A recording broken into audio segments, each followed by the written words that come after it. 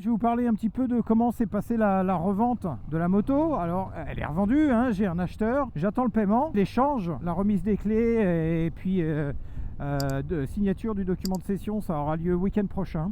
Donc la revente, ça s'est passé comment? Moi, on m'a parlé au début, CF Moto, tu vas pas réussir à revendre, ça va être compliqué. Finalement, je l'ai mis sur le bon coin, je l'ai fait toute belle, j'ai pris le pack 10 photos.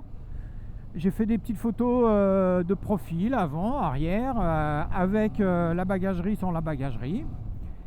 Et puis moralité, en moins d'une semaine, la moto s'est vendue.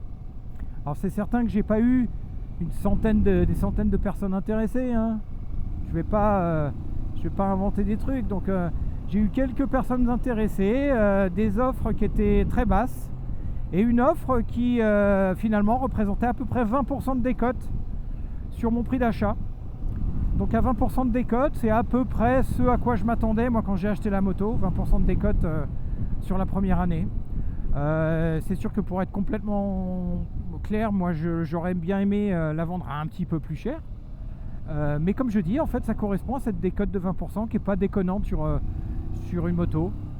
Et sachant qu'en plus c'est pas une moto qui est forcément super recherchée et pour laquelle on m'avait dit tu n'arriveras jamais à la vendre, je m'estime assez content.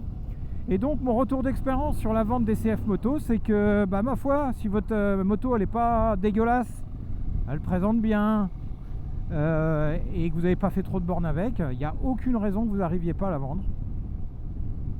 En tout cas moi je la vends, voilà, comme je vous ai dit, en moins d'une semaine elle est partie. Ceci termine notre petite vidéo. Là je vais me concentrer, je sens qu'il va falloir que je double une personne qui est sur son téléphone devant, donc un petit peu de concentration s'impose.